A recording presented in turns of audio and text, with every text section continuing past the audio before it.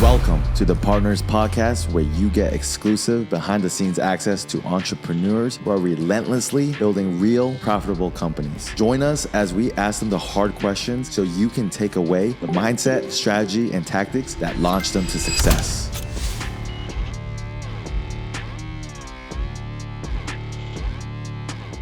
All right, everybody, welcome back to another episode of the Partners Podcast. And today we have our new business partner, Jose.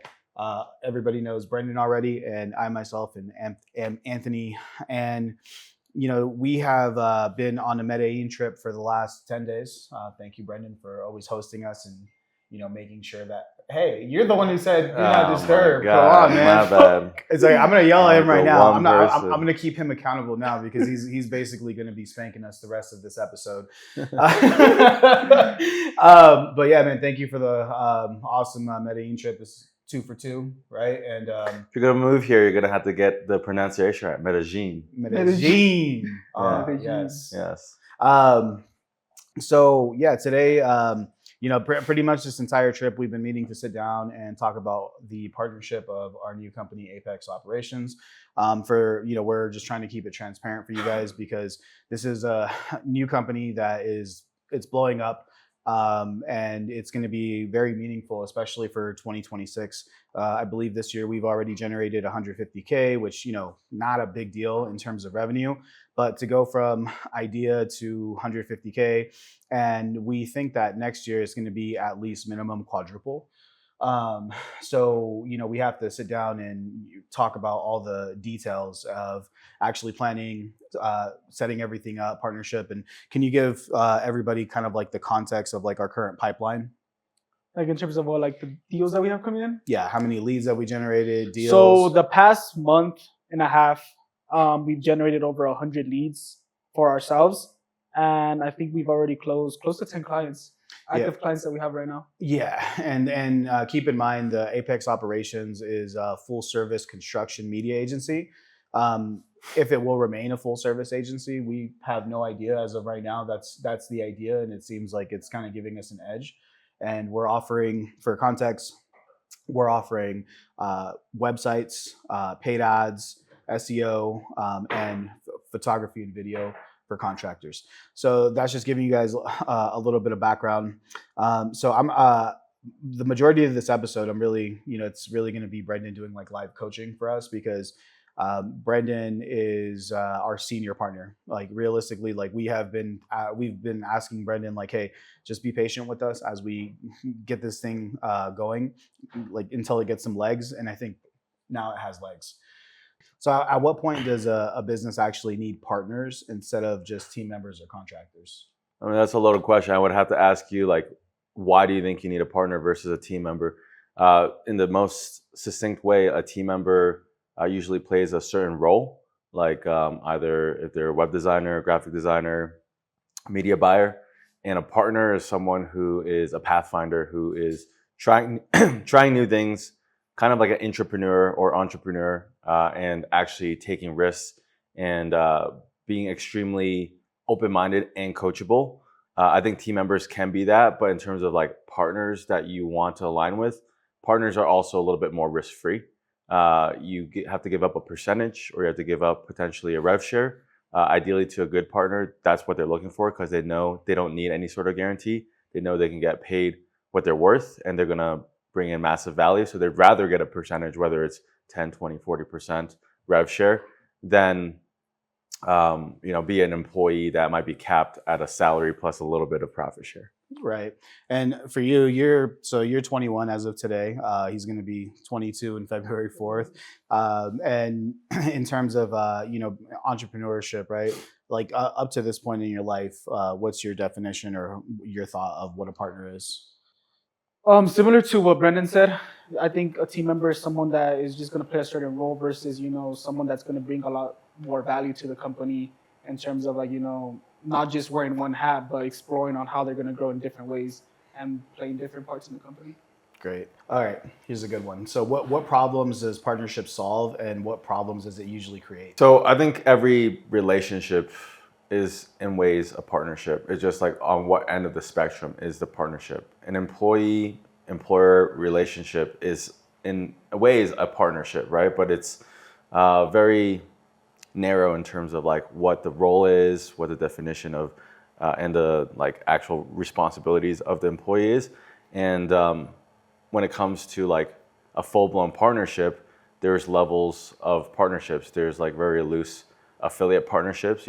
I have a one-sided partnership with companies like OpenPhone, where I'm driving, like potential like referrals to them, but they're not actually like reciprocating, and it's not a huge win-win. I'm getting a little bit, like a little piece of the pie. Like they're giving me maybe $100, $200, $400 kickback per referral, and it's like a limited referral where it's not lifetime. And as someone who's been doing startups and have vested interest in a lot of businesses, I only have a certain capacity of time and energy to spend on like who I refer, what I talk about, what I promote, and what I'm building. And so I think the best types of partnerships are the ones that are all in, right? Like I recently, this year, I was working on an AI photo editing partnership with Matt at Auto HDR, and I was all in on making sure that he was successful. We do one-on-one coaching every single week. I'm his number one affiliate. I've driven close to $1 million of annual recurring revenue to his business, or to our business. I also was there from the ground floor. Like before anyone believed in him, anyone invested in him, I said, hey, you can have access to all of our data at Aerial Canvas. I'm going to support you however I can. I'm going to guarantee we're going to switch to you, first or as soon as we can, and just back you 110%. And because of that, we have a prosperous and great partnership where I also receive a significant amount of rev share. And because I'm actually being rewarded for my efforts, I'm continuing to be all in, continuing to build their affiliate and ambassador program, continuing to drive attention and energy from my audience as well as my team towards this partnership. So that's like what a full-blown partnership looks like. And then I also have some, lighter partnerships that are like more at arm's length, where I know that they provide a good solution, but I'm not like, it's not at the forefront of my brain. It's not what I'm thinking about all the time. And it's not what is ultimately going to, I think, what we all want from partnerships is what we want from any great relationship. When you're meeting a friend, I think we all would love our relationship to blossom to become best friends. When we meet a girl, we all want to get married, right? And when we form partnerships, we want ones that are going to be epic, the ones that end up having us all on a yacht together in Dubai or something. Yeah. Those are the partnerships that I'm trying to go for, because I only have so much energy and time and focus to give, and those are the best ones to strive for. The ones that whoever is part of it is all in, and it's fair and it's equitable, which it lends me to the last point, which is like that's something that always has to be potentially maneuvered. And like with Market U and Rio, we've negotiated equity and salary and profit share several times at this point. With Tonimo, we established something pretty fair in the beginning, where I took a lot of risk and I backed them, and I have an aggressive rev share. And with Outsource Plug, I know I was an early investor. That's also evolved over the years. And so to answer your question, what does a great partnership look like? I think the most important thing in any partnership is aligning on values and aligning on expectations and aligning on like what that means for the business. Because you got to think about a business like if you and I were to share custody over a kid or something, right? Like, how much time do you have to put in? How much time do I have to put in? How much money do I have to put in? Hey, if something were to happen, who's responsible for that? I know for our relationship, I've always been like an investor and financier, which is important. You can find someone who can do that, but more importantly, driving the growth, Right. driving the revenue, driving the innovation, driving the partnerships, creating the opportunities. I think that's all things that are important, but the most important thing is values. Yeah. What do I mean by values? That we both agree on what's fair. We both understand what good communication is. We both understand what is, like what is not good, right? Stealing, lying, cheating, doing stuff behind each other's back. And, because we've aligned on values, I think everything else can fall into place. And a key example of this is one of my business partners, Chase, at Acre Seattle and Market U. He's actually no longer my business partner, but because we aligned in values, we were able to transition him out and buy him out in an equitable way where there was no tension, there was no fighting, there was no breakup, like us fighting over resources and wasting tons of energy on fighting over like, hey, this is what I deserve, this is what, is mine. We were all in agreement. Like when he joined Market U and he didn't put in this work that he could have or should have, we said, hey, Chase, we kind of had different expectations coming into this. You're not really all in, so let's transition you out. Like we want to buy you out. Yeah. And he's just like, sounds good. And we bought him out at 25 cents on the dollar in terms of like what his equity was, because we said, hey, realistically, you probably like that equity was given to you for you to be all in, not for you to like pussyfoot it or whatever you want to call it. Sure, yeah. And so we agreed that, hey, to date you've earned 25% equity. Yeah. And he thought that was fair, and we thought it was fair, and so we bought him out for 25% of his 20%. So we paid him out for 5% to buy out his 20%. Yeah. And because we align on values and we're both fair people, it was easy to transition him out. Versus like I think if you give equity to a slime ball or someone who just is trying to take advantage of you, and I've seen this with some of our partners, they give up 51% equity and their business partner doesn't even agree to give them a salary, doesn't agree to, want to actually make sure that they see successful, and actually is just taking advantage of their, young entrepreneur like role. Like they're taking advantage of their naivety. Yeah. I've seen that just blow up where they literally separate and they fight over, they're in a lawsuit. And so those are things that are important to avoid. And if you align on values and you understand what's fair, and that can be, communicated and discussed, I think that's what great partnerships are about. And if you fall short on expectations, you're not like surprised if you don't get anything, right? Yeah, no, and one thing I've like witnessed, not with you, and I would say like I'm still pretty new to business. Like I'm 33 years old, and even though like we've been running Outsource Plug and we have Apex operations and I've helped other businesses grow, I still feel like, especially on the partnership side, I'm still learning and growing. And I actually watch you a lot and I pay attention, right? Because business is a living, breathing thing. And maybe for a season or 2 seasons, a partner could be all in and give everything they got. And maybe when money starts coming in, they throttle back, or a life change happens, a kid comes, relationship, health, like so many different things can happen, right? So Yeah. I've actually like witnessed, and I always pay attention, right?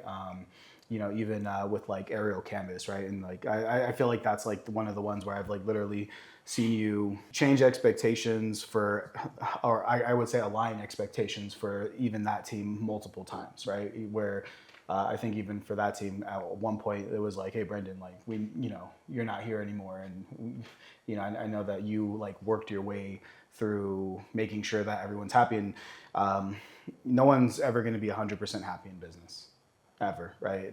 I don't think there's like a such thing, right? There's always going to be some sort of friction, but I've seen you navigate that. Where I see Fernando and Sean killing it in aerial canvas, and last time we had lunch with Fernando, he seemed to be really happy, right, with how everything's going. So how do you navigate like these changes, man? When seasons come, like how do you know when it's time to have a conversation and say, hey, things have changed? Yeah. I think it starts with you, like understanding your capacity and your relationship with everyone in the world, and also being able to like know what you're worth and know, and not in a cocky way. I think all of our employees, when they ask for raises, they're like, "Hey, I'm worth more," and sometimes they overestimate what they're worth, and sometimes they underestimate what they're worth. And it's up to you as a good manager to throttle both, like them being exorbitant about like what they believe, and them being too potentially, I guess, shy of asking for more and dreaming for more, and understanding you allows you to understand others.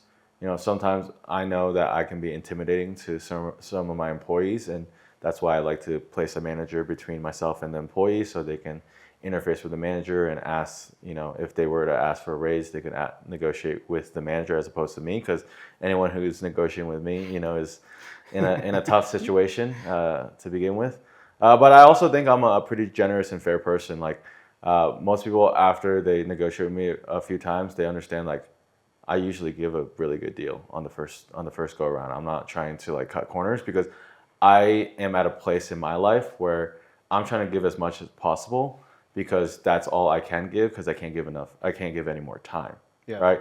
And so I'm trying to give as much money, as much resources, as much support, as much benefits as possible, because a lot of people they count on being able to give like leadership, management, and support as part of that compensation. And for me, I can't give as much as that as I used to.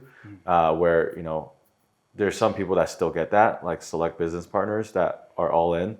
Someone potentially like Matt is just like he's getting something that it's very hard for him to put a price tag on. Mentorship from someone who has scaled multiple 7-figure companies, helping him in negotiations, helping him with management and leadership frameworks, helping him like think through and innovate around his product. That's something that only came with equity, and only came with a generous revenue share, and only came with me being at the ground floor. I think if I came in like recently, I wouldn't have gotten that, and he wouldn't have given that, if that makes sense, because I wasn't there at the ground floor believing him from day one. And then vice versa, I would have just been like any other large affiliate that wasn't someone that was a true partner to him that he could consult and saw as a mentor. Going back to your main question, if you can remind me of your main question, I feel like I went down a rabbit hole. It's okay. So the question was, what problems do partnerships solve, and what problems does it usually create? Okay. Yeah. What problems partnerships can create is too many stakeholders having too many opinions, and that can create a lot of just confusion, and you need everyone's approval for something to happen. And so I think that's important in terms of like maybe departments, of having like department leads that can have agency to make bigger decisions, or to have a budget driving towards a certain goal. But if you give every stakeholder an opportunity to have a say in everything, and you as a business leader, as a manager, as the founder, as like an actual CEO, if you give everyone a say, it can really mess you up, because like no one really has the vision, and you have to have the vision. Yeah, so there has to be a captain. Yeah, there has to be a captain, or there has to be like, I mean, if you get big enough, a board of directors that help drive these key decisions, especially around like, if you're trying to drop a new product or to launch a huge partnership, like all these things take a huge amount of capital and resources and time and energy, where we've saw that firsthand really hurt us. At Aerial Canvas, we had a partnership with Sotheby's. And when you think Sotheby's, you're like, that's a huge brokerage. And it was a huge brokerage. They said, we're going to get you all the SoCal offices. You don't have to do any marketing. We have those relationships. You just have to show up and build your team. And so we built our team, and we showed up, and they could barely convert any of their agents to use us, because the matter of the fact is they didn't have any say in that. Even though the person in charge felt like they had that much influence, they barely had any. And so that partnership really blew us up. Like we probably lost a couple hundreds of thousands in time, energy, focus, attention in a partnership that wasn't fruitful. Yeah. and to see that unfold is rough. And those are like where partnerships could go wrong, where people overstate what they can bring to the table, and you undervalue what you're building for them, and vice versa, right? Like, I think this can happen in any position, and this is where experience comes into play, where and experience not just from your learned experiences, but experience from others. And so an example of this is one of our managers at Aerial Canvas one time. He was just like, bro, I'm doing 7 people's jobs. I were at another company in this role, I would be making $250,000. I should be making $250,000 right now. And the reality was he was benchmarking his role to, like, funded startups that were, that had like millions and millions of dollars of revenue, and that had a potential unicorn exit potential. And he was a first-time operator in a management role, and he was actually doing 7 jobs half-assed. He was doing 7 jobs at 20%, 50%, 30%. Hey, in reality, if you do the math there, you're doing 1.5 jobs total. Like, you're not actually doing 7 people's jobs. And that required me to assert my positioning and my understanding of his role to him. Obviously, he wasn't super happy, but I also had to benchmark. I have friends also working in California, working at Amazon, a huge billion-dollar company, as a level 7 director, managing 2,000 employees at a warehouse. And in reality, like, a warehouse versus Aerial Canvas, we're a service job. We're a service-based job. We're leading service-based role. We're not doing anything fancy. We're not like the manager of this AI, tech company. So, and then I found out that manager was making $185K base plus, potential, like, equity options to make another $100K. So his total comp was like $280, and he was leading 2,000 employees versus, this manager of mine who was leading maybe at that time like around 70. And so it's just like, all right, let's do the math. Like, you're getting paid 135. That's not that far off of, like, if you were to be relative to this Amazon director role. And so being able to benchmark and understand what is fair, and also attracting talent that can align with, like, kind of your reality. Because there's, like, I can give the easy example, which is like contractors in real estate media. If I contract another agency owner, no matter how I spin it to them, how I sell it to them, they're going to believe that they're worth 70% of a project, right? They're like, I can do this myself. Why would I discount any more than 20, 30%? Like, I wouldn't make any money. Versus an employee that maybe came from Starbucks, Best Buy, Apple, that was making $20, $25 an hour. When I offer them a role for $30 an hour and training on top, they're super excited, super grateful, super happy. And understanding who you need to bring in for each role and each opportunity is important. Do you want an employee that can fit a role that you can bring in, that is really grateful to be trained and really grateful for that role? Or do you want a partner because you want someone to manage an entire department and expand upon it, and potentially, help you build and innovate? And understanding everyone's capabilities and what they're actually bringing to the table versus what they say. A lot of people talk, but, like, if they're not able to drive real results, then do they deserve a director title? Potentially not. So one example of that is, okay, you're in this management role, this director role.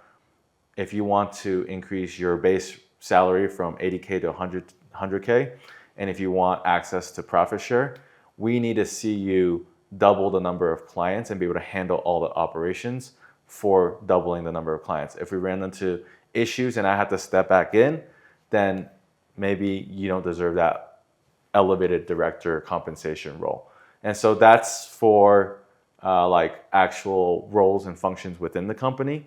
And then there's the ownership and the partnership, like equity side, where you pay out equity and you pay out the owners after you pay out the team, the directors, the employees, the team members, the affiliates that drive potential partnership like deals, affiliate deals, and then you pay out the owners.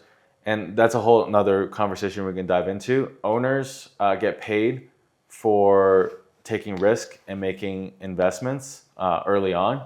At some point, once the business is de-risked, it's usually harder for people to come in as owners unless they want to buy in at what it's worth, or potentially they're actually doing something super significant. They're a strategic partner that's going to quadruple the business. Like for instance, like if Harmozy wanted to buy in, we would realistically be like, let's sell it at a discount and let's give them 30% equity because this dude's going to 10x our business or something, right? Yeah. And so for the right partner, it is potentially, they're still able to get in later on. But most of the times, if you look at startups in Silicon Valley, the founders and investors get the first like 80% of the business. Like all the equity goes to the founders and the initial investors. There's maybe 10% left for the first 10 employees at best, right? Mm-hmm. And then after that, it's really like, if they're doing another big round of investments, maybe another investor can come in at 10, 20%. But like that's the business, let's just say, going from being worth 1 million to 10 million, and that new investor needing to buy in at 1 million or 1.5 million to get to 10, 15%. So actually so Jose, so you're still new in the game. Very. So I guess, because I can't really ask from your experience, but just what do you think from your perspective right now? And you're going to look at this in 10 years and you're going to be like, man, I can't believe that's what I thought. From your experience, what do you think is the number one reason that partnerships fail? I would have to say there's no actual alignment in the vision that everybody has for the company in the future. If, like, for example, me and you talk a lot about Apex, if our visions didn't align how they do, then the partnerships wouldn't even make sense from the beginning.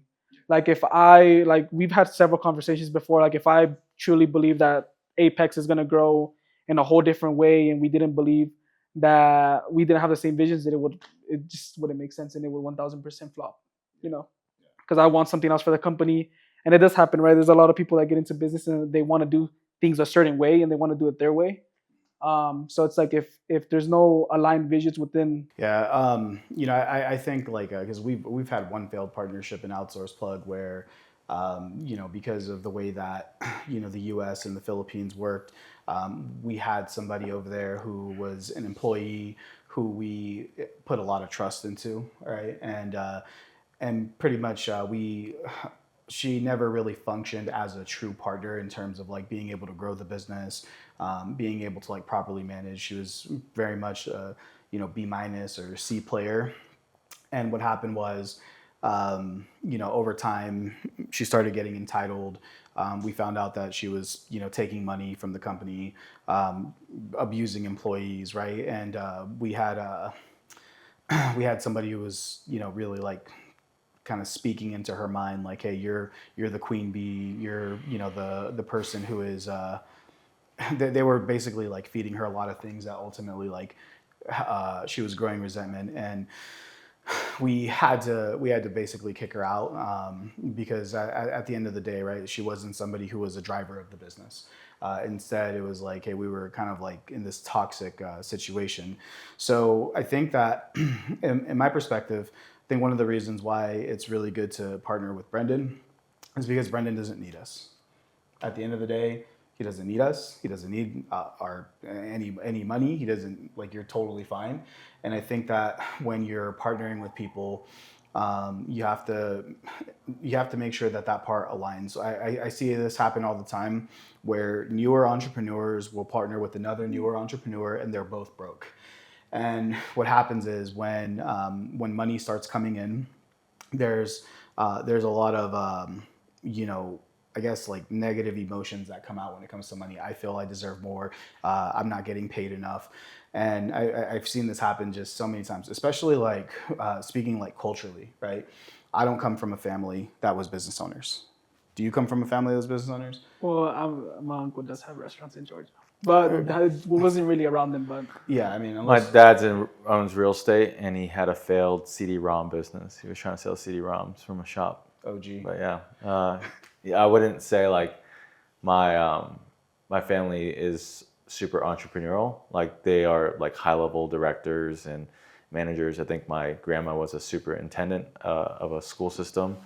My grandfather was like head of a bank, VP of a bank, and um, my other grandfather was admiral in the Navy, so in the Taiwanese Navy. So they were like up there. They had like ranks, but I don't think I came from like a family of true entrepreneurs either. Yeah, and me knowing you, I know like you learned a lot, especially like I remember like the backstory of Fix. We just bumped into you and your business partner, Yeah, in Provenza. You guys were yeah, walking Andy. around, yeah, Andy. Um, so I know that you've already like you had to learn the hard way, right? And for me personally, like I look at like a lot of different cultures, and especially in Silicon Valley, right? You look at like, for example, Indians, they'll literally like move like 20 people into one house. They'll pay off the house and then they'll buy another house, and and they do that, and you see that a lot with, especially with a lot of cultures that are not Latinos, right? I think if you look at Latino culture a lot, it's very much a culture of scarcity. I very rarely see Latinos coming together in abundance and like, hey, we got this vision, let's make this happen, and let's all be patient. I hardly see that. When I see Latinos come together, it's because one Latino is doing good, the other ones are struggling, and they all come together until they're good, and then they leave, right? It's not like I've seldom ever seen people come like the house example, right? Or even like in a business. And we talk to like even our contractors now that we're working with, right? The new client, Equity Construction, he was telling us like, I really tried partnering with my cousins, and it all fell apart because he was doing less work, taking more money, right?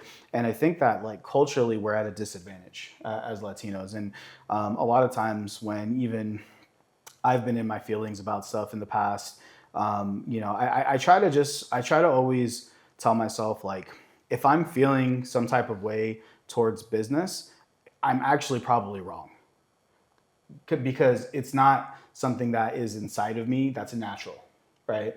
But we're growing and we're developing, and I think over time, I'm really hoping for my kids and the future generations that we can start instilling these values. And I kind of think of my son Angel. When Angel, when he was younger, he was getting kind of chunky because we were living with my mom, and I'm pretty fat, and it's my whole life I was fat. And when I started making sure that, and by the way, for those of you who don't know my son, he's super in shape now, six packed out, big muscles.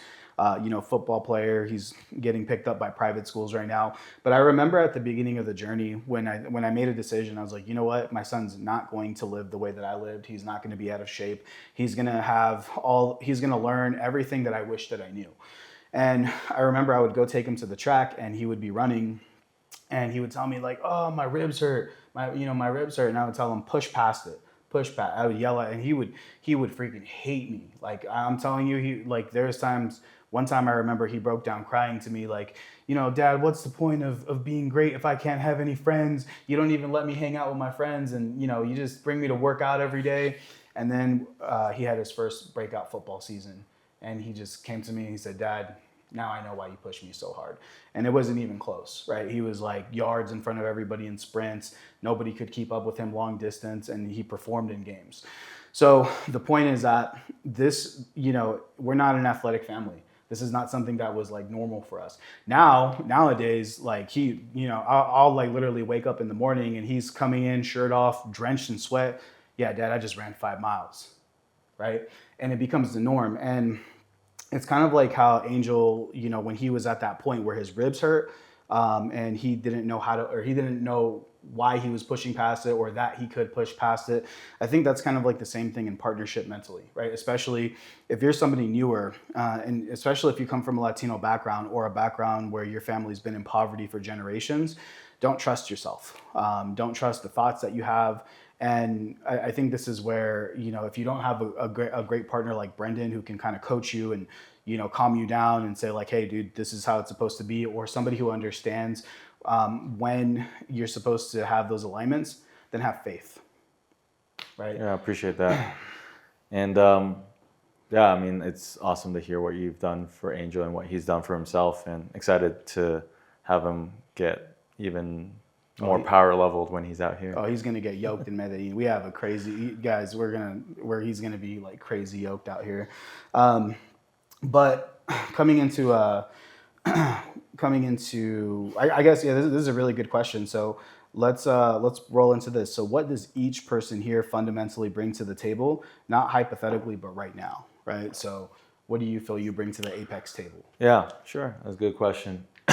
So I feel like I bring leverage. So leverage, and I think there's 4 forms of leverage that everyone's trying to unlock. One is people. Other is capital and money. The third is software and like technology, and the last one is media. I do feel like at least right now with Apex, I don't really bring the people, but if needed and we needed to like hyperscale, I have the connections. I have the network to attract the people, high level people that have helped other agencies scale to $1 million a month. Well, not just that. You got us a dinner with like the #1 Go High Level affiliate, That's right? true. Yeah, but like in terms of people like actually on our team, not just consultants. Like consultants, you can always pay for or access, but people that would buy into the vision and the mission of what we're trying to drive. So capital, at any point, if we needed to unlock 100,000, $250,000, even $500,000, I think I could unlock that for us without much effort.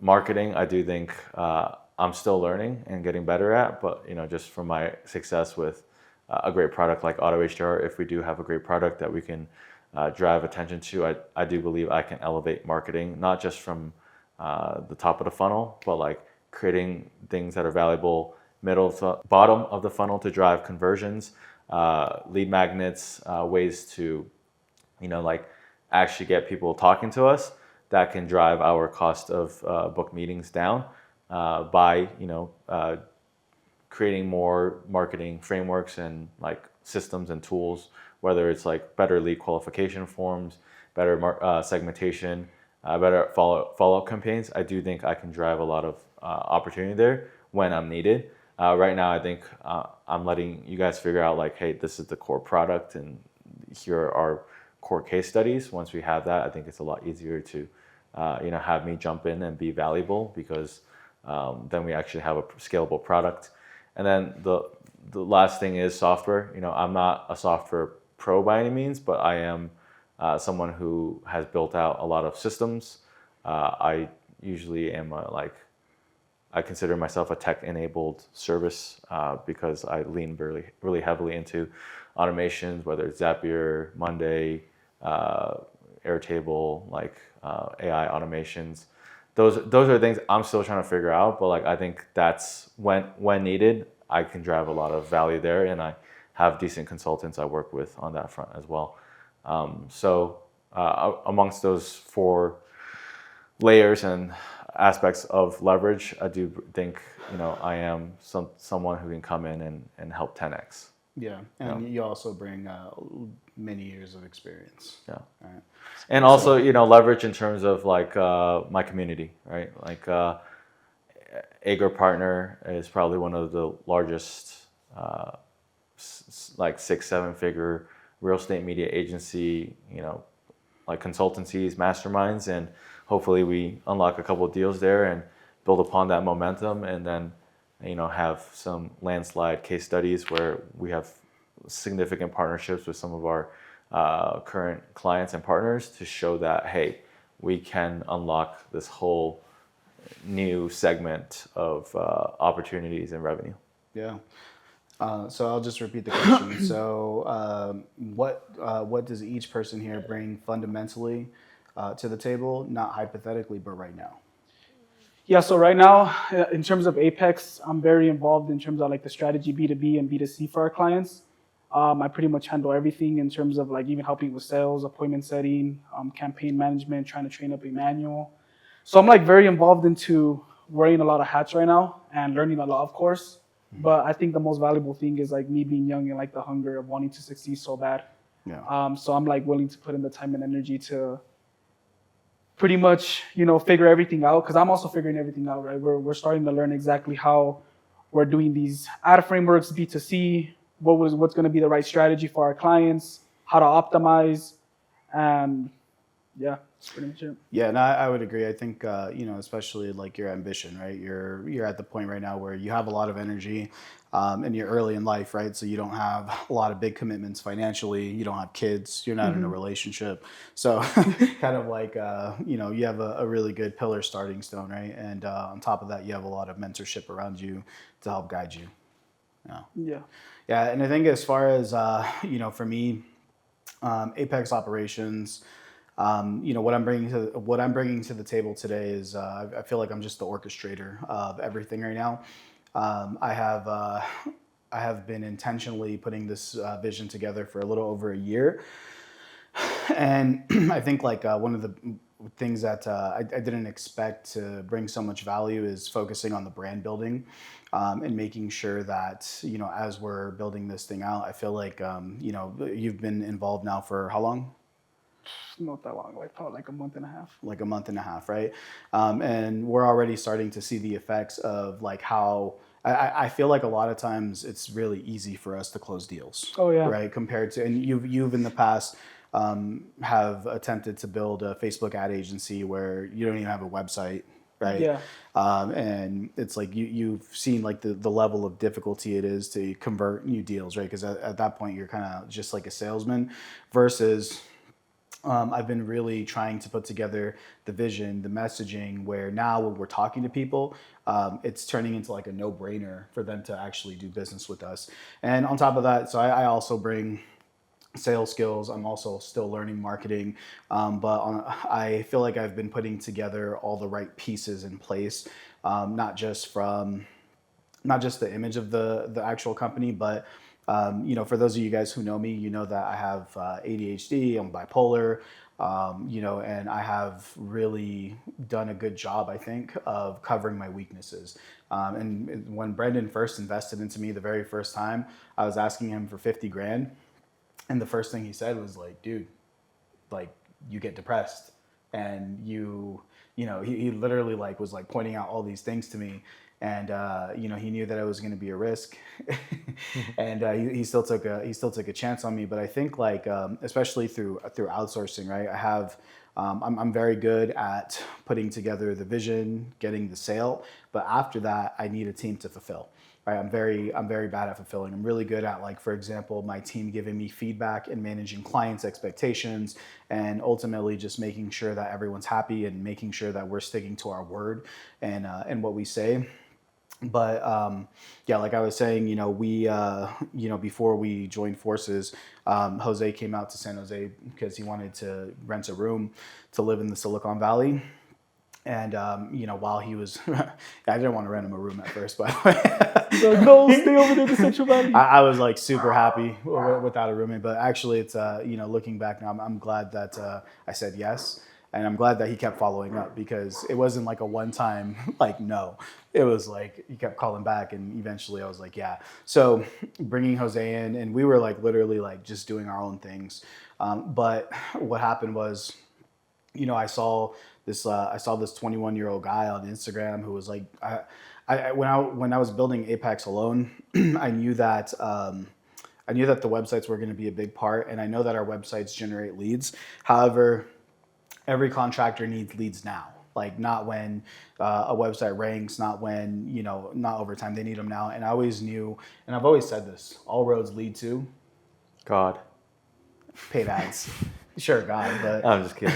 But I've always told Brendan, like, we've always said it to you, like, we've always had this conversation, like, all roads lead to paid ads. We've always known that was going to be the direction. And when I saw this this guy, I was like following him, and I would check out his Facebook ad library, and and I would go like look at his clients' ads, and one day he was like, hey, I'm launching a mentorship program, and it wasn't even a question. Like, I was like, dude, what's how much? He said, obviously he's doing the pitch, right? Normally it's going to be 16,000, but if you sign up today, it's 8,000. I didn't have the money. we had, and I didn't want to go to Brendan either. So I was like, hey, can you just like break it down for me in payments? And he did. And that piece of coaching, realistically, we had, if we include Jose into the equation, Brendan into the equation, and all the resources that we have built up to the time, we literally had like 90%, 95% of the puzzle figured out. And paying for that coaching unlocked that last like 5%, where, like Jose mentioned earlier, we've been able to generate over 100 leads within the last month, and we're closing deals even from here, from Medellin, and we're organizing and orchestrating from here. But I would say that like what I've brought to the table is the ability to bring everybody and put everything in place, right? Where even, as we've been scaling super fast, I didn't even have to go out to recruit for a new project manager. We already had an existing project manager who, at Outsource Plug, it just hasn't been growing, mainly because of my loss for passion of that business. But it hasn't been growing, and he's just been kind of stagnant. And I've been able to pull him in, and he's been like killing it already, just being brand new to everything. So I feel like what I've been doing is making sure that all the pieces are in place. And just managing everybody's expectations across the board, whether it's been Brendan's or Jose's, Emmanuel's, like just like our entire team, even the team that we work with that builds our websites. So just like these two, I'm also just wearing multiple hats, looking through the financing, the billing, team happiness and expectation. So that's what I feel I bring to the table today. And what I will throw out is that it's I'm limited, right? I think that I really think that, our mentor who's teaching us has grown his agency to 150K as an unexperienced 21-year-old. I do think, and I do believe that we're going to outgrow him. Just because we have such a great team. And I think that there's going to become a point, and it's probably going to be somewhere around like the 5 to 7 million mark, where I'm going to need to replace myself in terms of the driver, right? I think that once we get to that point, because I'm not experienced at the 5 to 7 million mark, and I'm probably going to come to Brendan and say, hey, we need to find somebody who's grown something from 7 to 25 or 30 million or something like that. So I'm not, I guess my ego is not that big where I wouldn't say, hey, I want to stay the driver. And especially because in a partnership, like something that a lot of people don't know is that I have a goal. One of my internal goals is to be the biggest return that Brendan's ever gotten. I want to be that one person, and unless you do like a unicorn play or something, but I want to be the one partner that returns you the absolute most amount of money, where you can say, man, Glad I bet on Anthony. Glad I bet on him, right? And that's my ultimate goal. So now 30 years later. yeah, and you know what sucks? We only have 8 more minutes on this podcast. So I guess everybody kind of knows now, right? So capital, strategy, ambition, hustle, vision, vision and driver right now. How should ownership be tied to risk, and what does risk actually mean in business context? Risks, depending on who's looking at it, is like opportunity costs. Like Jose, if you reliably could get a 80K job at another ads agency right now, and you're making 40, you're taking on 40K worth of risk of like, okay, well, what does that mean, right? Do I get equity? Do I get profit share? Do I have more rev share on the upside? Like you could own 100% of your own agency, but if your own agency is capped at, let's just say, 15, 20, 30K a month, versus you can be part of something big that has like a, $2-3 million a month upside at some point, is that worth, hey, I have a 50-60% chance of getting, let's just say 10-20% of this over time. Is that worth it for you? Knowing that like, hey, VI, like an all-star player, you're a co-owner of a team, which one would you rather be? And I think everyone has a different risk profile. Like my sister, Jennifer, she made like over $1 million at Robinhood leading a team of 20 engineers. She could have probably started her own startup and been successful, but she would rather get the 100%, 90% guarantee than like 40% chance that she might make more than what she would at Robinhood as a first-time entrepreneur. For me, like when I'm investing in Apex or not being demanding of like, any sort of returns, all that is like expectation of, okay, well, I'm going to be super patient. I'm the last one who needs the money out, first one who puts the money in. What does that mean? Do I get some sort of preferred like piece of equity or XYZ? I know, Anthony, we've thrown around some numbers in the past, but I'm also flexible, and I'm benchmarking it to other investments that I have, whether it's Bitcoin or Tesla on the open markets, which has super fast liquidity. It can double in 6 months, and I could sell it, without needing to do anything but press a button. Versus this one, like any business that I'm in, as a partner, I have to I know what I'm signing up for, whether it's, I've had to bail out almost every one of my companies at this point, except maybe 3 out of like 10. And 4 investments have gone to 0. And so I know what risks I'm taking, when I put in 50K, 20K, 100K, doesn't matter. That, there are always at this stage key man risk. If Anthony, you get sick and you just can't operate, like who's responsible for it now? Like I have to step in with Pepe. We got to figure something out. I got to recruit from my own network of someone who's going to step in for you. That's just a scenario, right?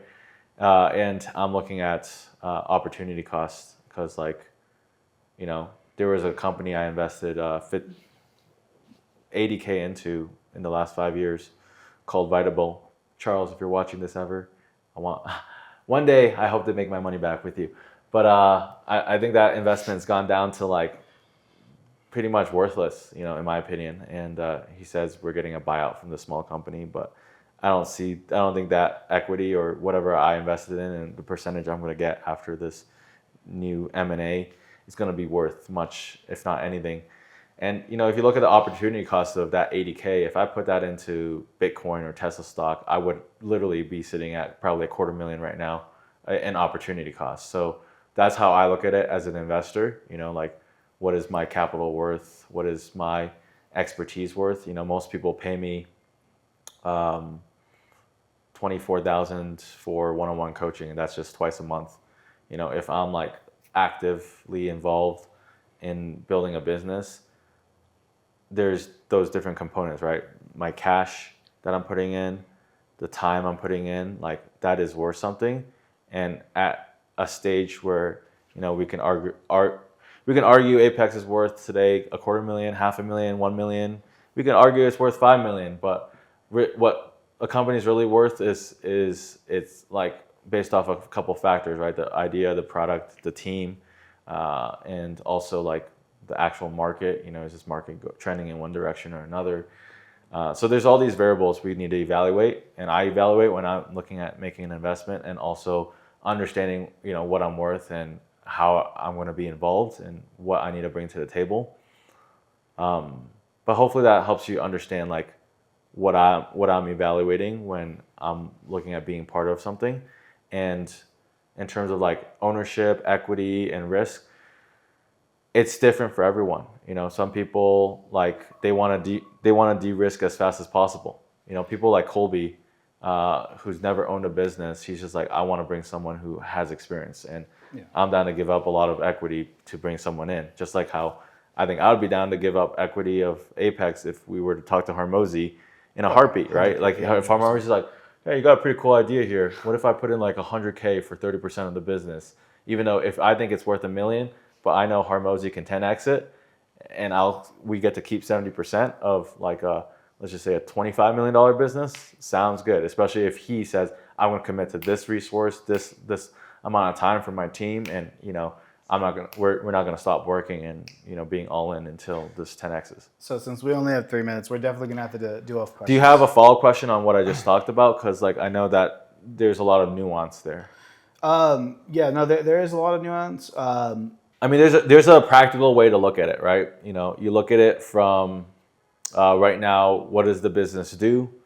What might it do in a year? If it's growing fast, you can give your valuation a little bit more than its fair market value if you were to sell it today. If you're like, hey, we're all in for the next like couple years, and it's whatever it's worth whatever we say it's worth. To be honest, like within reason, right? You can't be like, oh, we're $1 billion company.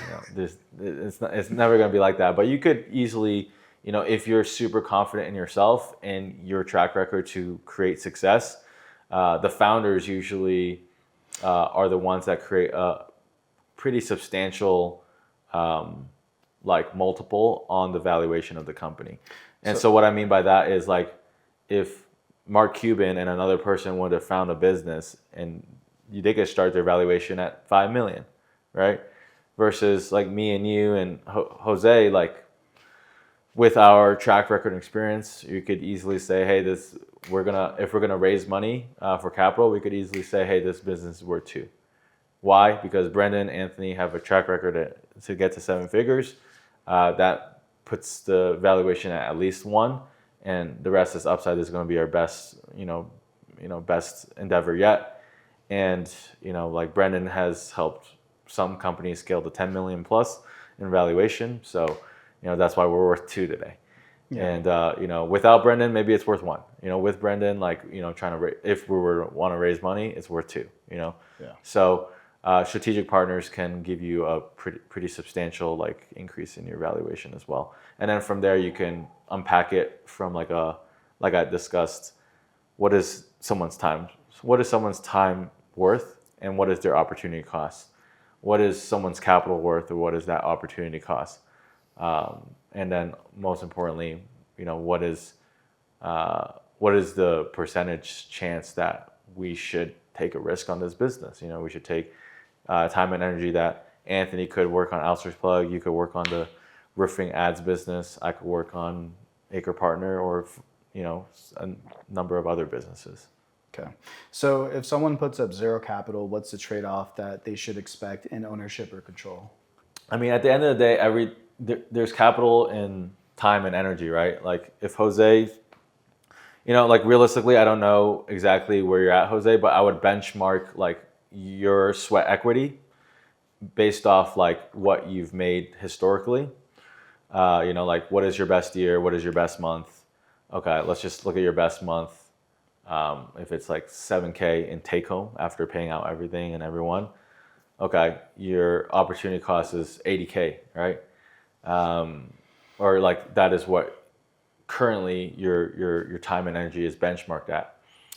If you're only making 4K right now or 5K right now, and the rest is kind of going like this is my sweat equity of like helping build this foundation, you kind of add that towards like what you would claim in potential equity, right? And so maybe like, hey, I'm giving up 30-40K worth of opportunity cost. I'm also giving up my company, which I own 100% of. I want the equivalent of 50K in equity that I earn, this year. And if the business is worth, let's just say that means, hey, I'm giving up 50K worth of potential. I'm making the rest kind of guaranteed because of like there is cash flow. I want 10% of the business because I'm giving up 50% of opportunity cost and equity and a little bit of my business and whatever I got there. So like that can be a form of like understanding how to negotiate equity. When it comes to like my stake or your stake, I know that this is kind of a spinoff from Outsource Plug, and in many ways Outsource Plug was financing it in the R&D for the last like year. Yeah, it has been. Yeah, that's exactly where the money came from. So like in that sense, you and I currently own the business, and we finance the infrastructure of the business. Which, if you look at the cost of R&D there, like okay, we redirected this much capital. You were also paid during this time to work on this, as opposed to Outsource Plug.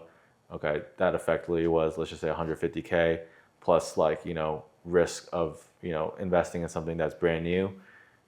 We could argue that we put in close to $250,000 worth of time, energy, resources to build the foundation.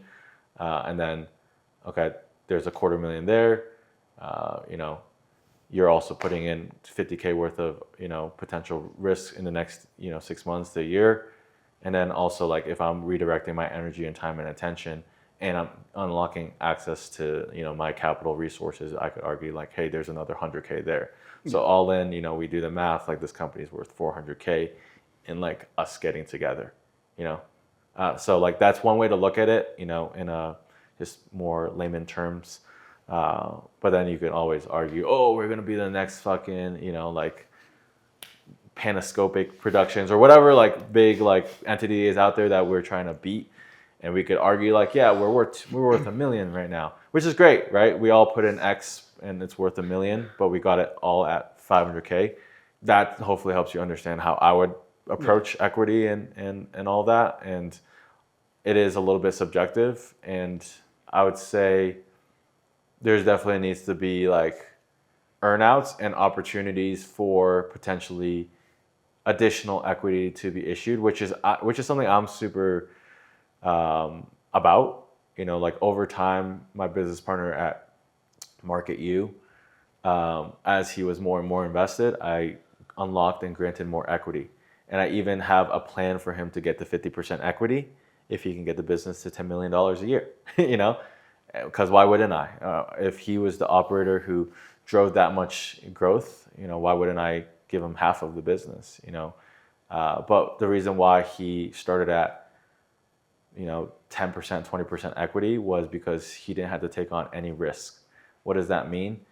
He was coming out of college. At best, he could maybe get a 60K a year job. I guaranteed him 40K, and I guaranteed him 5% revenue share on any time we do over 15% margins. And I bailed him out 3 times so far. And you also provided the team. Right? And I also provided all the leads too. Yeah, like team leads. Over half the leads came from me. So, like he was de-risked a lot. And that's why he's at 20%, and he's pretty like he also had a fair benchmark, as in like his roommate was Jack Spitzer at Epic Drone Tours, and Jack Spitzer's right-hand man, his director of operations, had to buy in for 7% of the equity of Indoor Drone Tours. Yeah. And so he's like, shit, equity isn't that easy to get, especially in like a solid foundation and a solid partnership. And that's where that valuation came from, and that's where that compensation structure as well as equity assignment came from. And then I think there's just a fair way to do any sort of like breakdown of what is fair, and then start from there, and then you can still negotiate. Yeah, so this is one thing I'm not very good at. I'm not the greatest planner. I have a good understanding of where we need to go, but in terms of like actual planning, not my forte. So coming to you, I guess like since Apex is new, right, and for you understand where everything's at in your mind as somebody newer, how do you think equity should be broken down as we move forward? I think in terms of value, like how much value is that person bringing into the business? Like what role is that person bringing into the business, and how much revenue is he actually driving, right? Like for example, for me, I think that I'm in charge of the paid ads department, which I think that's going to be like the #1 revenue driver in the business for sure, especially within the next couple months. So it's like, what role is that person playing within the business, and how much value is he actually bringing to grow the company? So let's say, for example, you brought us to like 100K a month. You were just the ad department. Mm-hmm. How much of that is, in your mind, should be allocated towards you? Are you saying like before like expenses and ad spend, right? Just it could just revenue. However, wherever your mind wants to go. Let's say there was $100,000 in profit. Oh, in profit? I don't know, to be honest. I don't know. I would be lying if I were to just throw out a number. Well, there's multiple variables to consider, and like what that's worth and what you want from it. Most importantly, some people don't value equity, because some people aren't in it for the long haul. They don't treat it like cash. If my business partners were trying to sell equity in aerial canvas, I see it as valuable as like Tesla stock or Bitcoin. Like I see it as there's a dollar amount that each percent is worth, and I'm willing to pay for it. I believe in it so much I'm willing to pay sometimes a premium for it. So that's how sometimes you have to look at equity, but some people value profit share or revenue share much more than equity. You know, if I were to say, hey, no profit share, Jose, on anything that you, or 10% profit share and 10% equity, or 50%, 60% of, if you do fulfillment and if you do the generation, you get 60% of the profit or you get 40% of the revenue. Which one excites you more? Because depending on the business I'm aligned with, sometimes I'm like, fuck the equity. Give me the rev share, because the rev share gives me the cash flow, gives me actual something I can use to eat and play with and spend money on traveling and vacation. And that's something that at some of these businesses I would have rather negotiated for and around. Realistically, if I got 10% guaranteed rev share from every deal I brought into Market U, I probably would be 50K ahead compared to where I'm at today as an 80% equity owner that is financing and paying for a lot of these mistakes that are happening. Whether it's we overhired and we under allocated a budget for like payroll, or we wanted to continue to grow, and that's at the expense of, hey, 80% of what I could take out needs to go back into the business, which is fine as well. But if I was to try to optimize at your stage, most people at 21 years old, you're 21, right? Yeah. Most people at 21 would prefer, 90% of them would prefer a more aggressive revenue share based off their performance, and bet on themselves, and have something that scales with their performance rather than be very stoic around like, hey, I'd rather get 10% of this entity that's going to, let's just say in 2 years, one of your family members gets sick and you're like, I gotta take 6 months off.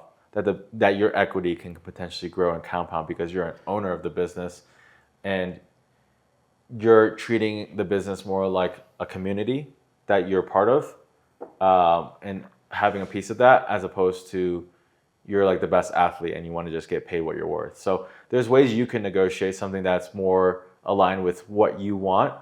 And at your stage, if I were you, I would go for less equity and more performance-based compensation. Well, if you were to ask me, that would probably be like what I would want. And then later on, I mean, the thing is that I've told Anthony before, like, I do see Apex eventually being like over $1 million agency a month for sure. Yeah. It's very possible. So I think in the beginning, rev share would be a lot better for me. Yeah. But later on, I think that equity would be a long-term play. And the beauty is cash is pretty powerful.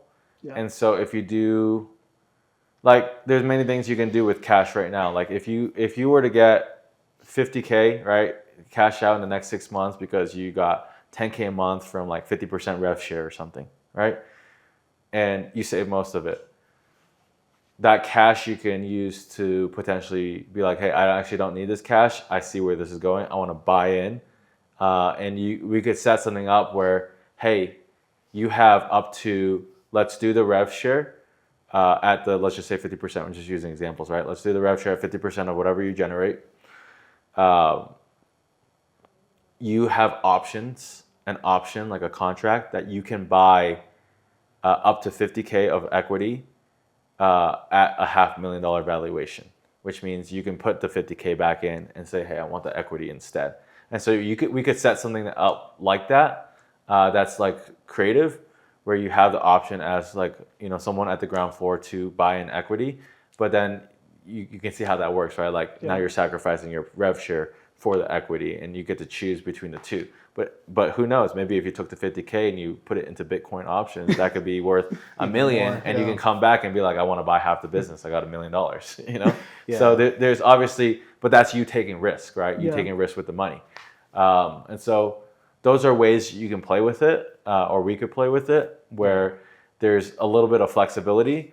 And the most important thing is we have to understand what Pepe wants and what you want and what I want. For me, I know on paper you said I own half of Outsource Plug and all that stuff, and for tax reasons we haven't set that up yet. I'm cool as an owner. I want to own less. I want an expectation of me to be less.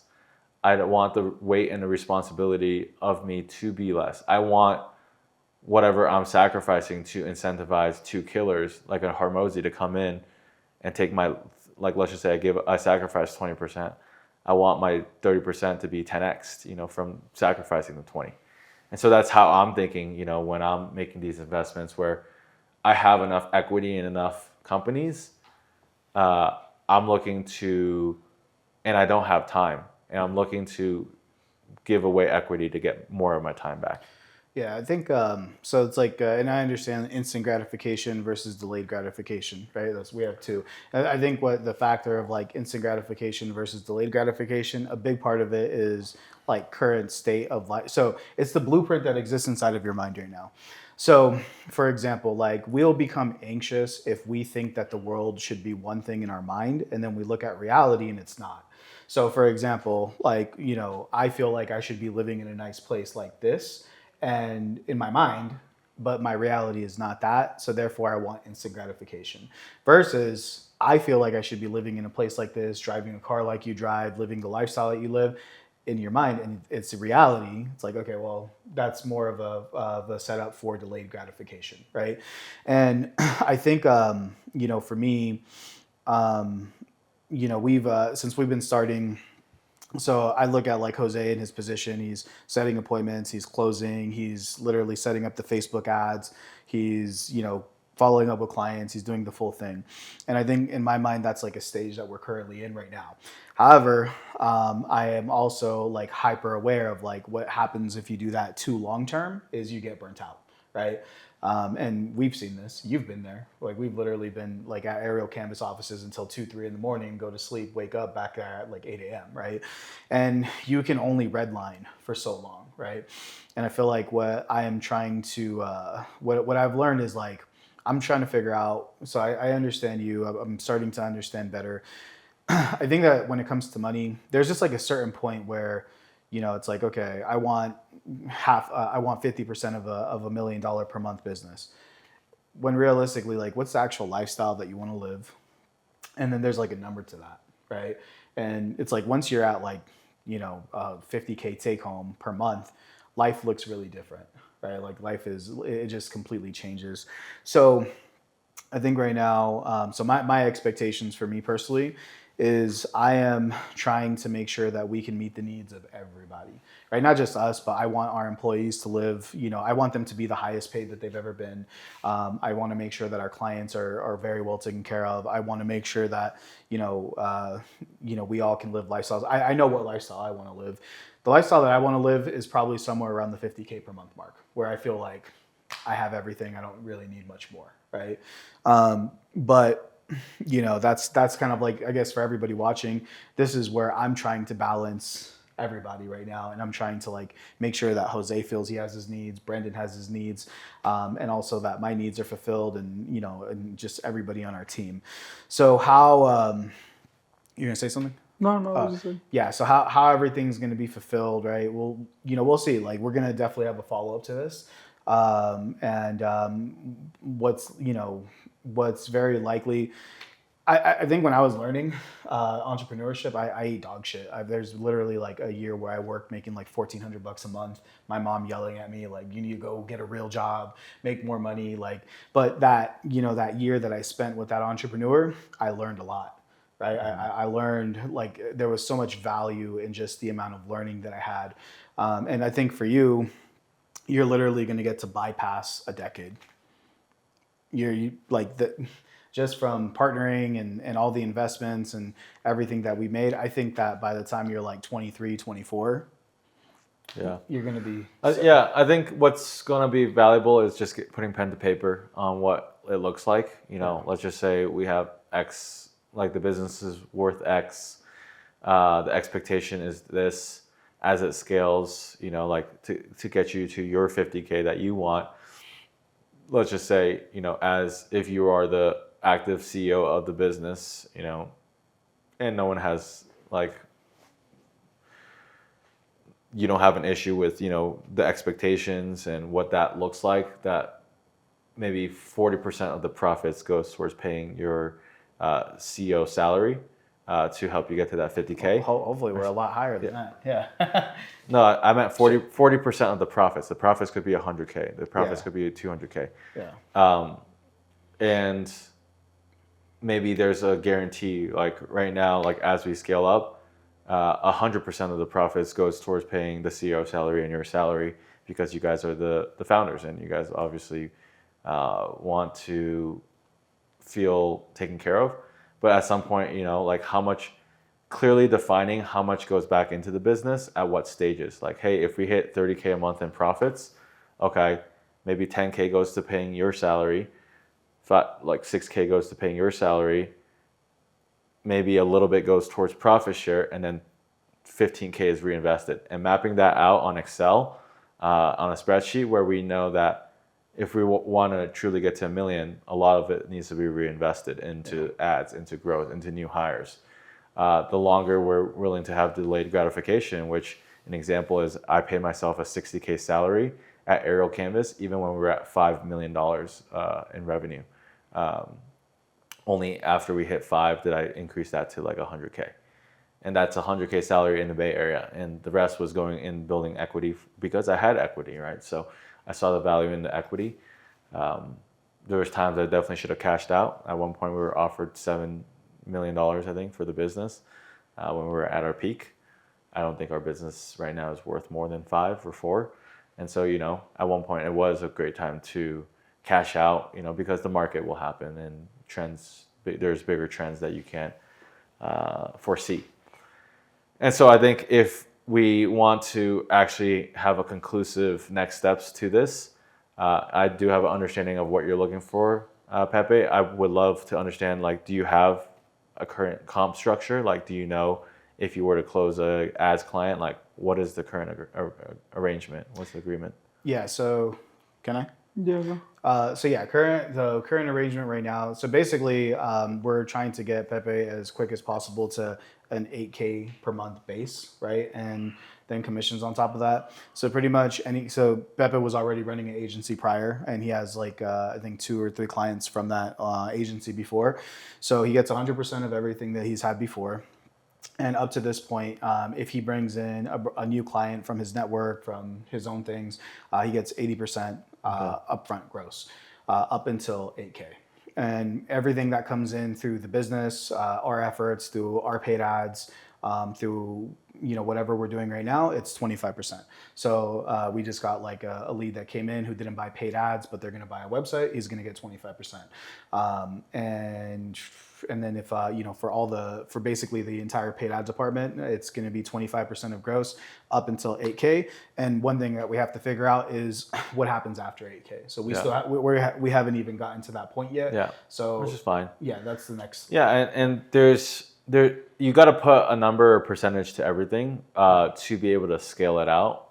And right now I know you're picking up the phones and you're doing appointment setting, but realistically appointment setting at most companies is worth 5%.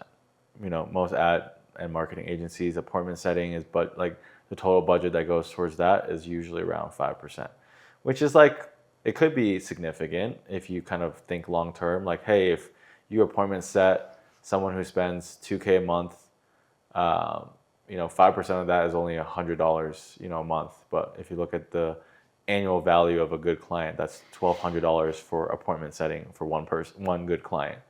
And so, when you zoom out, it does look decent. If the average client sticks around for 4 months, then $400 for appointment setting, that's still not bad, right? Like that, if you can do that in 3 hours and you can make $400, you're effectively making $200K a year with your time.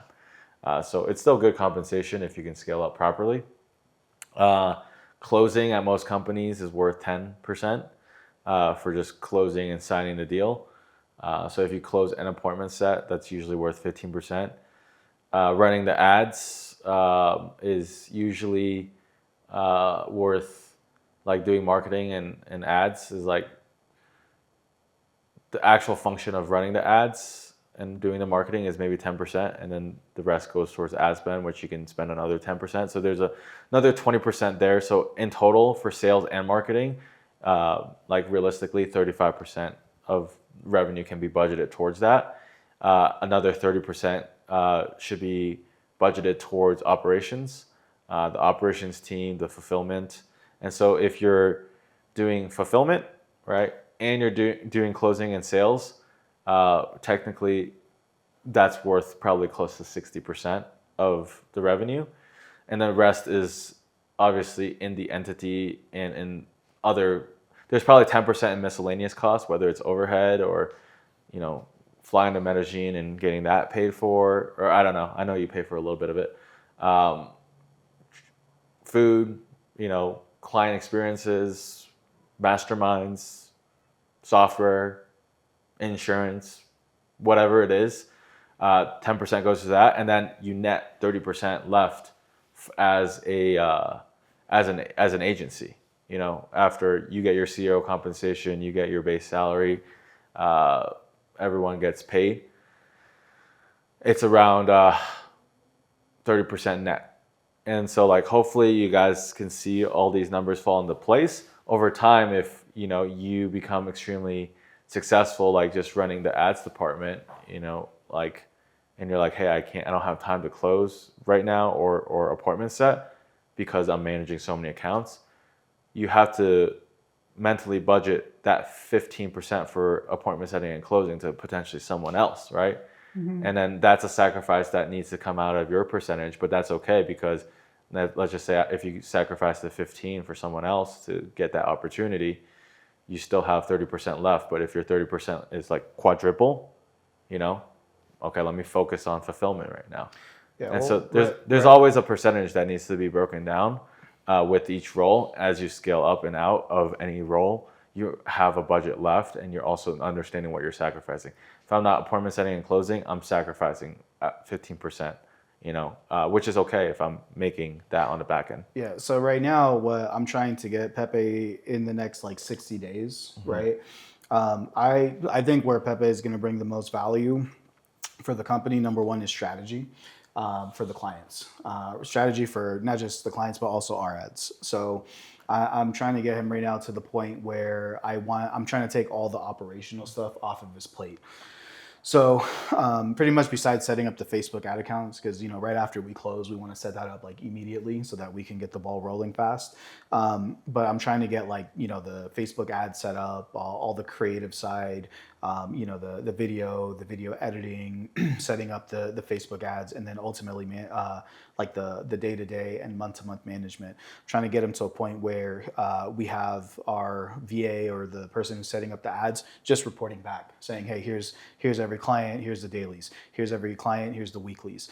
And then, so basically he's just in a position where he's setting, closing strategy. Yeah. Right. Because that way, because right now, I know you've been redlining, you're going all day long and you're doing a great job at it. And I would like for him to be there within 60 days, whereas pretty much any other 21-year-old at this stage, it's going to take them years to even start thinking like that, right? So I'm trying to force it right now, if that makes sense.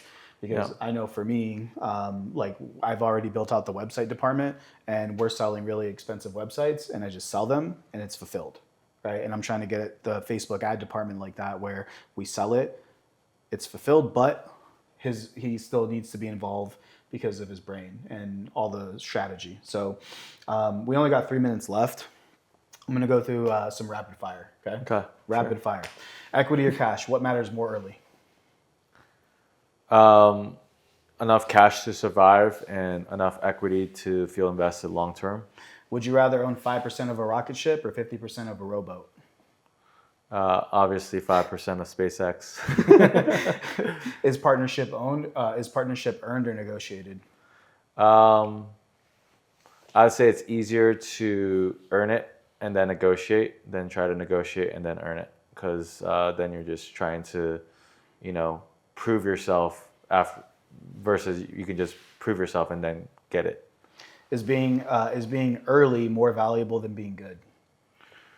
I think good is more important, long term. Early, there's a lot of people that came in early that weren't good and are out at a lot of my companies, Aerial Canvas, Market U. There's a lot of people that were, there was a top sales guy at Auto HDR, but he couldn't stop running his mouth, and he thought he was like, oh, I'm going to negotiate equity, and he was unfortunate for him because he was young as well. He was, I think, also around early 20s. And before he came into Auto HDR, he never had an opportunity that paid him more than $3K a month. And he was making over $10K a month. And he lost his job because he ran his mouth, and he thought he was worth a lot more than he actually was. And he thought he was irreplaceable. And then immediately, even though he was a top salesperson, he was out. Yeah. What's rapid fire? Yeah. Okay. What matters more in a partner, speed or reliability? Reliability, speed in communication, but reliability in execution. Is ownership about contribution or leverage? Both are similar. Contribution and leverage are both like different like spigots you can open up, and like if you need leverage, sometimes that's more important than the other was contribution, was it? Yeah. Sometimes you need contribution, and you don't need leverage, because I could throw 50K at you, but if you can't fulfill, then you need contribution. Yep. At what point does hard work stop being enough to justify equity? That's a good question. I need to actually think about this one. At what point does hard work stop being enough to justify equity? I think hard work is easy to come by. So is money. There's tons of money out there, and then there's tons of people willing to work hard. I think it's all about alignment in values and expectations, and also knowing that your goal isn't to work hard, but most importantly, get the results and take ownership of the results, whether it's when you win or lose. Those are the true owners, and the ones that stick it out through thick and thin. When the company is going through hard times, if you're the first one to jump, you're the last. You should be the last one to get equity. And there's a lot of people that have no loyalty to the actual business, but loyalty to themselves. And if you have loyalty to yourself rather than a business, then you also shouldn't take on equity, because equity is, in many ways, like owning a piece of a country, owning a piece of a little city, a little town. You got to take care of everyone, and if you don't, even if you're in charge, either everyone's going to move to another town because you're a terrible leader and mayor, or they're going to revolt and throw you over and backstab you, and you don't really have a town to begin with. So you got to be careful of wishing for too much. That's why I like to be minority partner most times, because I can at least not fly under the radar, but I can contribute what is expected of me, and I'm not like at this crazy amount being expected to do X, Y, and Z, and everyone's looking at me saying, hey, you're not doing enough, even though you own the business. So hands in pocket. So should a partner... What hands in pocket? No, take them out. Oh. Should a partner ever make more than the founder early on? Depends on how the founder wants to operate. If the founder has enough to make sure everyone else gets paid more, and the founder doesn't need the money, then I think it's a good strategy, because if other people can make more working with you, more people would want to work with you. But I think the founder needs to make enough to cover their needs before partners start cashing out more. 100% partners should. Also, you need to define partners. Are we just talking about affiliate partners, or like partners in the business that are Partners working full time? within the business. Yeah. I think if you have a founder that's willing to pay you as a partner more than he's willing to pay himself, you should stick around. That founder is very generous and fair. But most importantly, everyone needs to make enough to meet their baseline needs. Otherwise, everyone's operating from scarcity. Yep. If roles were reversed, would you still feel the same about the equity split? Yeah. All right. His equity split, or what do you mean? Sure. So if you were in his shoes, would you still feel the same way about how? Oh, 100%. I mean, dude, my first couple jobs, I was making $8.25 an hour, $9 an hour with a little bit of commission, and no one was willing to offer me anything close to the opportunity. I thought a good job was making 55K a year with 2 weeks of vacation, like after college when I was 21. And so maybe I was in a, shittier reality than where you're at, and you've also been able to carve out some game and name for yourself with like entrepreneurship. But yeah, I mean, like 100%. Like even currently, like I'm pretty happy getting 3-5% equity, like of rocket ships. Like at Auto HDR, I have 3% equity, and I'm pretty happy about that. And I work my ass off for it. All right, last question. Is resentment a communication failure or a mindset problem? Definitely a communication failure. Just if you're not happy with the deal, communicate it. And if you're not willing to walk, if you're not happy, then that's just you being a victim of your own reality and having a shitty communication framework of you don't need things to blow up, necessarily.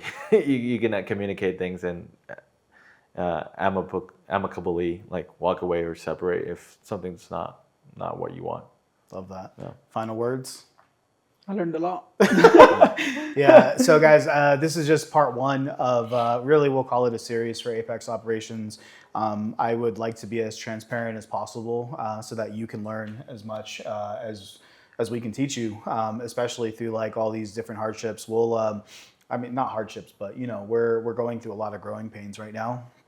And we want to put these out to you. And I think that this podcast is going to be really unique, especially when we come out with our next episode, probably in like February or March, because we're growing so fast. So we're going to continue to be transparent, continue to put out as much game as possible.